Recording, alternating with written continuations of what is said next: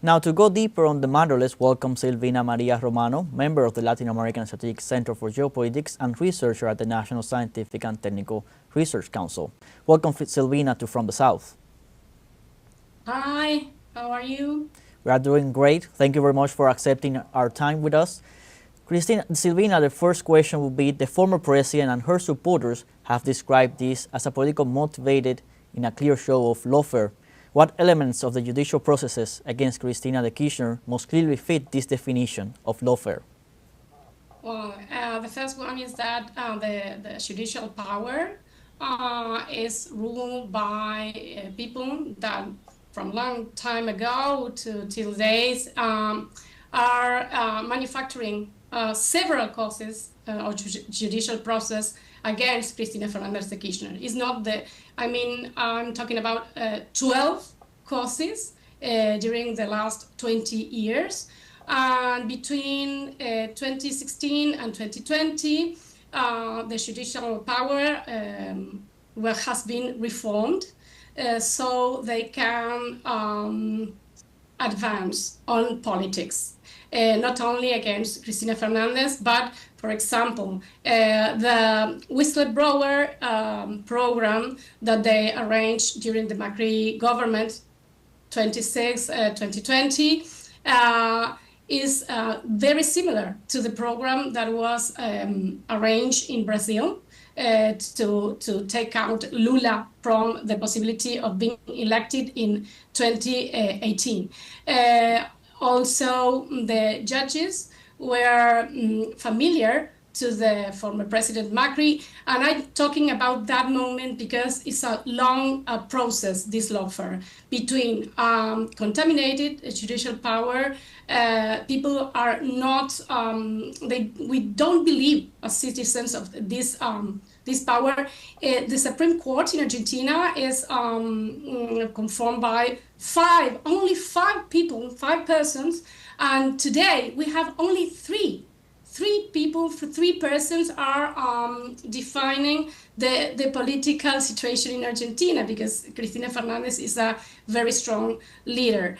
And another thing is about the natural judge. You know, every cause manufactured against Cristina Fernandez has been treated in the same tribunal, that is Comodoro Pi. Is very, very similar to the process in Lava Jato in Brazil, where the Judge Sergio Moro, it was the one that took all the causes along the country that was apparently vinculated to the Partido de los Trabajadores and Lula da Silva.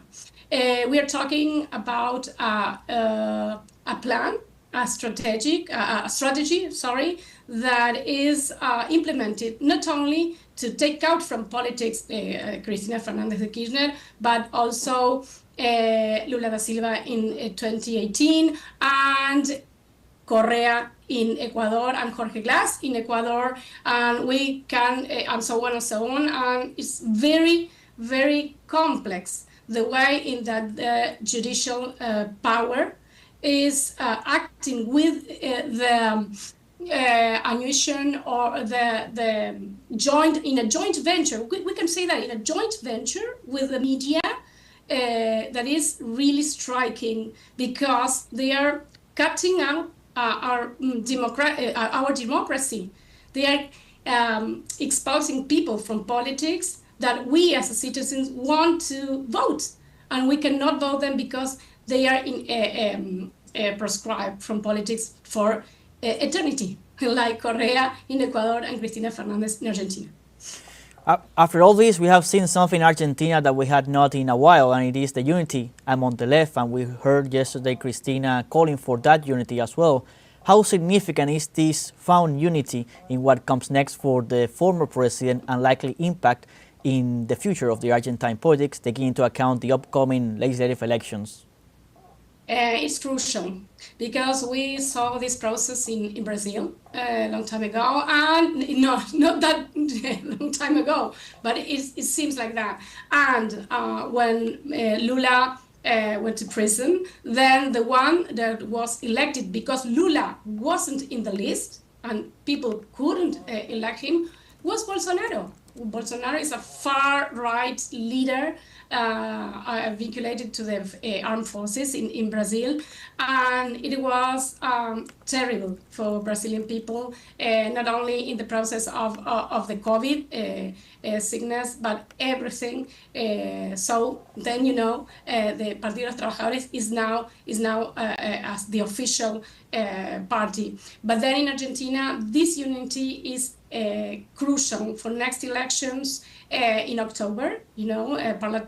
Parliamentary elections are crucial, and it's a way of saying, well, this is Milei's government is telling us we're gonna discipline the militants. We don't want a social justice in Argentina that is over, and the main leader that represents social justice and the intervention of the state in the economy, it's out. You won't have the possibility to vote it, and people is angry. And I hope that that this union or unity that we see nowadays keep going, because we really need it to make it clear that democracy is about options. Now, what we are living in Latin America is that the judicial power is setting the political agenda, and they are stripping, expulsing from policy, from politics, people and sectors that we want to vote, but we won't be able to, because they are inhabilitated or proscribed or expulsed by the judicial power. In your perspective, Silvina, what are the long-term consequences for Argentina's democracy, judicial independence, and political culture when lawfare becomes a normalized political tool? In the short term is people will react, but then we are aware that our democracy is being cut. Our democracy is broken, is not representative anymore.